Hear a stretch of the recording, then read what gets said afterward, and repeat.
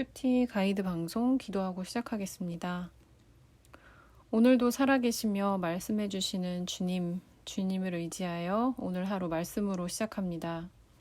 우리의 마음과 생각을 주님 앞에 선하게 인도하여 주시옵소서. 마치는 시간까지 함께하여 주실 줄 믿습니다. 예수님의 이름으로 기도드립니다. 아멘. 오늘 말씀은 요한계시록 2장 12절로 17절 말씀, 버가모 교회에 주께서 보내시는 편지에 대한 말씀입니다. 함께 읽어보겠습니다. 버가모 교회의 사자에게 편지하라. 좌우에 날성검을 가지신 이가 이르시되 내가 어디에 사는지를 내가 아노니 거기는 사탄의 권좌가 있는 데라. 내가 내 이름을 굳게 잡아서 내 충성된 증인 안디바가 너희 가운데 곧 사탄이 사는 곳에서 죽임을 당할 때에도 나를 믿는 믿음을 저버리지 아니하였도다.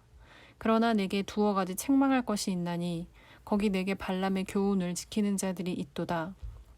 발람이 발락을 가르쳐 이스라엘 자손 앞에 걸림돌을 놓아 우상의 제물을 먹게 하였고 또 행음하게 하였느니라. 이와 같이 내게도 니골라당의 교훈을 지키는 자들이 있도다. 그러므로 회개하라. 그리하지 아니하면 내가 내게 속히 가서 내 입의 검으로 그들과 싸우리라. 귀 있는 자는 성령이 교회들에게 하시는 말씀을 들을지어다. 이기는 그에게는 내가 감추었던 만나를 주고 또 흰 돌을 줄 터인데 그 돌 위에 새 이름을 기록한 것이 있나니 받는 자밖에는 그 이름을 알 사람이 없느니라. 아멘. 네, 주께서 7 교회에 보내시는 편지 중 세 번째인 버가모 교회입니다. 버가모 교회는 서머나에서 북쪽으로 약 100km 지점에 위치해 있다고 합니다. 주전 130년경에 로마의 식민지가 되었고 그 당시에 아시아의 수도였다고 하죠. 이곳은 에베소나 서머나 교회가 상업의 중심 도시였던 것과는 다르게 문화적 측면에서 아시아의 중심부 역할을 했습니다. 의학을 가르치는 학교가 있었고 장서 20만 권을 소장한 도서관이 있었고 또 책을 만드는 종이인 양피지의 생산지였습니다. 한편 종교적으로는 치료의 신 아이스쿨라피우스, 주신 제우스, 또 디오니소스 등을 숭배하는 우상 숭배의 또 중심지였다고도 합니다. 본문을 자세히 살펴보겠습니다. 먼저 첫 번째 단락 12절입니다. 좌우에 날성검을 가지신 이는 우리가 1장 16절에서 보는 것과 같이 그리고 앞서서 배운 바와 같이 우리 주님이시죠. 버가모 교인들에게 계시된 예수님의 모습은 좌우에 날성검을 가지신 이인 것입니다.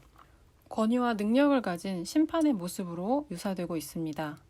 이것은 14, 15절에 버가모 교회를 혼란스럽게 했던 이들을 심판하시기 위함인 것으로도 보입니다.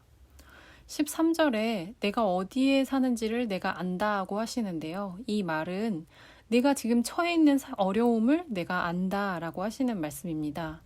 버가모가 황제 숭배와 온갖 우상 숭배를 하는 도시였기에 성도들이 당하는 고난은 이루 말할 수가 없는 것이었습니다.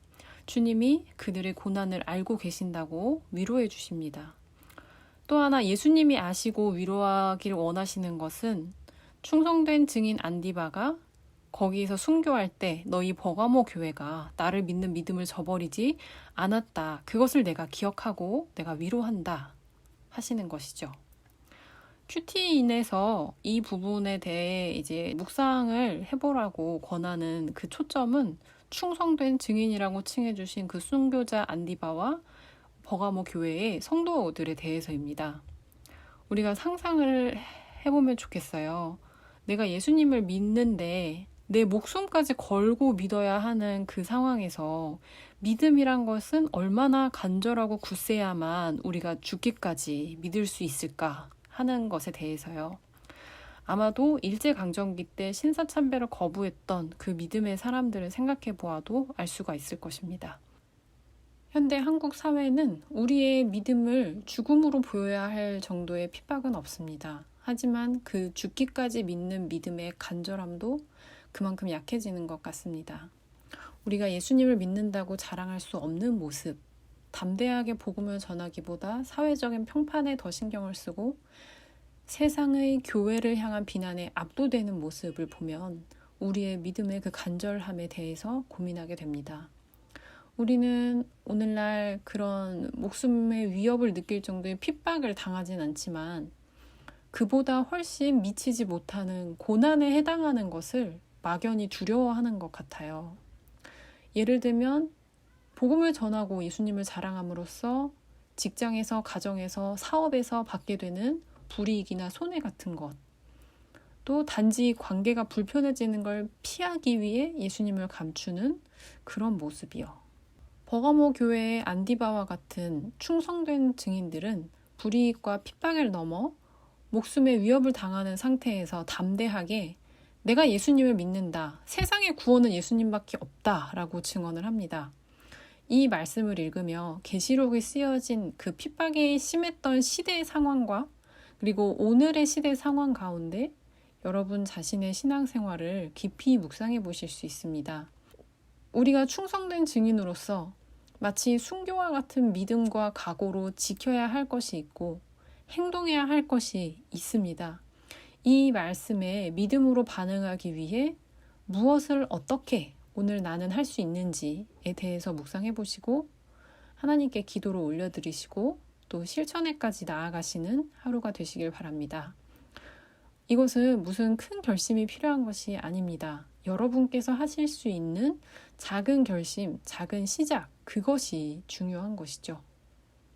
그런데 오늘 말씀에서 보면 예수님께서는 안디바와 같은 믿음 때문에 죽음에 이른 사람을 보면서도 두려워하지 않고 주님을 향한 믿음을 저버리지 않은 성도들, 살아서 교회를 지키고 모이기에 힘쓰는 그 성도들을 또 칭찬하시고 위로하고 계신 걸 우리가 보게 됩니다.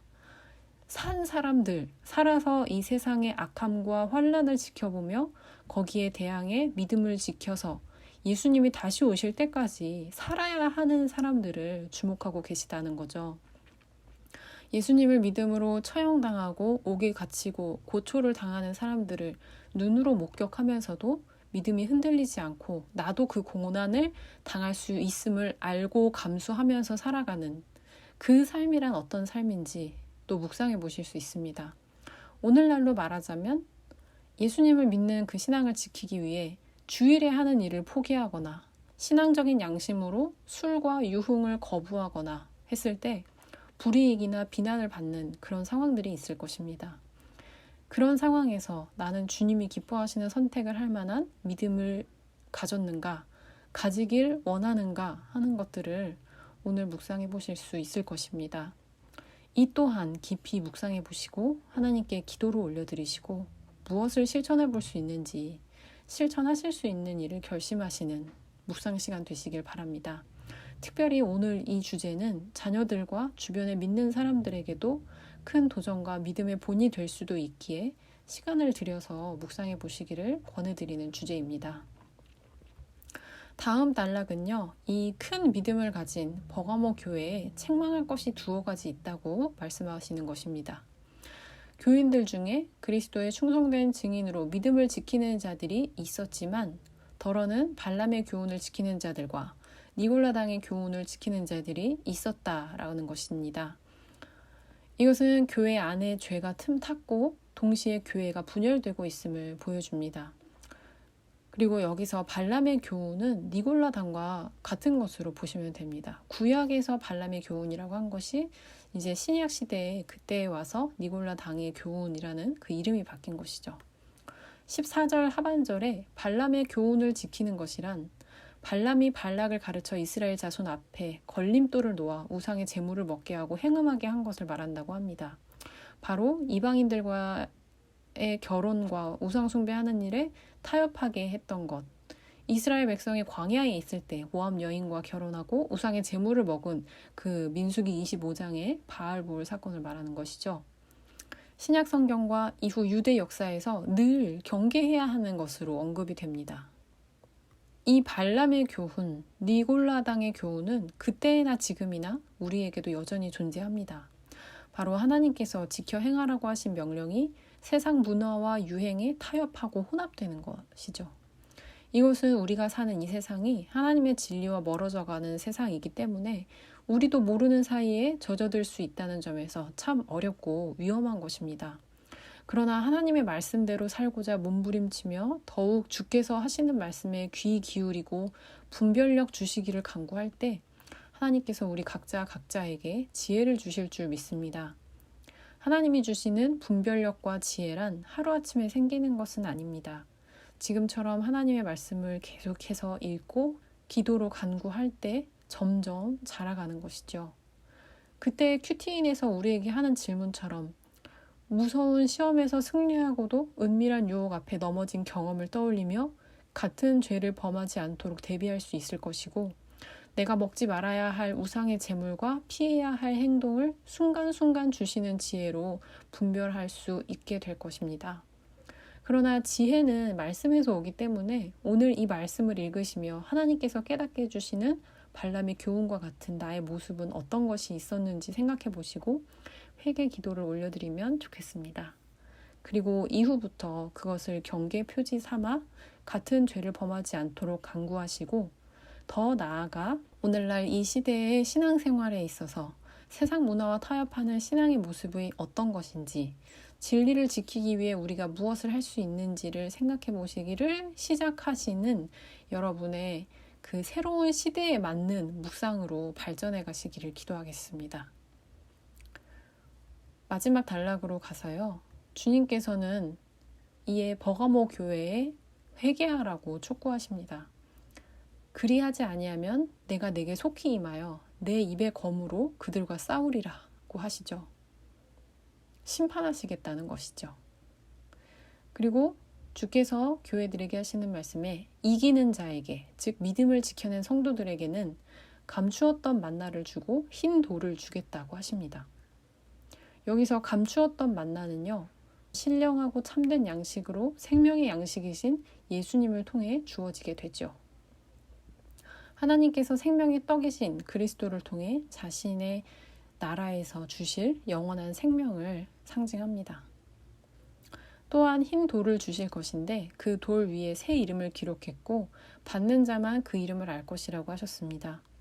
흰 돌이 무엇인지에 대한 견해는 아주 다양한데요. 대략적으로 경기에서 승리한 자에게 우승한 기념으로 새겨주었던 흰 돌, 또는 연회장에서 초대의 표시로 사용하는 흰 돌로 보는 것이 무난할 것 같습니다. 또한 새 이름이라는 것은 세상에 감추어 있으나 드러나게 될 그리스도의 자신의 이름이든지 아니면 구속받은 그리스도인의 새로운 이름으로 둘 다 이해하셔도 좋습니다. 이런 이해를 바탕으로 큐티인에서는 이 말씀의 의미를 이렇게 말합니다. 요약하자면요. 믿음을 저버리지 않은 자는 주님이 하늘의 생명의 만나를 먹이실 것이고, 이기는 자에게는 죄 사함으로 새 신분과 새 지위를 주겠다라는 것이죠. 생각해 봐야 할 것은요. 주님은 일부 교인의 일로 인해서 교회 전체가 회개하라고 지금 말씀하고 계시다는 것입니다. 공동체의 문제는 바로 내 문제이고, 공동체의 영적 순결은 개인과 가정의 생명에 직결되는 것입니다. 성경 곳곳에서도 이 맥락의 말씀을 하는 것을 우리는 찾아볼 수가 있습니다. 당장에 저는 다니엘이 생각이 났어요. 포로로 잡혀간 이방 나라에서 신앙이 혼합되지 않기 위해 죽음을 불사했던 그의 단호한 태도. 그때 하나님이 그에게 어떤 은혜를 허락하셨나요? 나라가 바뀌고 왕이 몇 번 바뀔 동안 변함없이 그의 능력을 인정받아서 높은 관직에서 쓰임받는 모습을 우리가 볼 수가 있습니다. 또한 다니엘은 하나님께서 약속하신 70년간의 포로 생활이 곧 끝날 것을 깨달았을 때 가장 먼저 민족 공동체의 죄악을 회개하는 기도를 드리는 것을 우리가 볼 수 있습니다. 그래서 우리도 우리 공동체의 죄를 마주했을 때 가장 먼저 해야 할 것은 그것이 마치 나의 죄와 같이 아픈 마음으로 회개하고 기도를 올려드려야 합니다. 우리의 믿음의 소모임인, 우리의 믿음의 모임인 이 순모임에서, 그리고 성도와의 개인적인 교제 가운데서 어떤 공동체의 문제를 알게 되셨다면, 이전에는 그것을 그냥 문제라고 치부하기만 하셨다면, 이제는 그 문제를 마치 내 문제와 같이 아픈 마음으로 회개하고 하나님께 올려드리는 그런 시간을 가지시길 권한다는 것이죠. 하나님께서 우리 교회와 성도들에게 오늘 말씀에 기록된 영적인 축복을 주실 줄 믿습니다. 오늘 우리에게 주신 이 버가모 교회에 대한 말씀에 감사드리며 계속되는 여러분의 묵상을 위해서 기도해 드리겠습니다. 주님, 버가모 교회에 주시는 말씀을 통해 우리 교회를 더욱 사랑스러운 모습으로 인도하시기를 원하시는 주님의 마음을 깨닫게 되었습니다. 하늘의 상급에 더 가깝게 우리를 불러주심에 감사드리고 그 사랑에 응답하고자 오늘 주신 말씀을 통해 우리의 마음과 생각을 올려드립니다. 기뻐 받아주시고 주님과의 교제를 통해 주신 기쁨으로 오늘 힘을 내어 주님께 올려드릴 만한 하루가 되게 인도해 주세요. 감사드리며 예수님의 이름으로 기도드립니다. 아멘.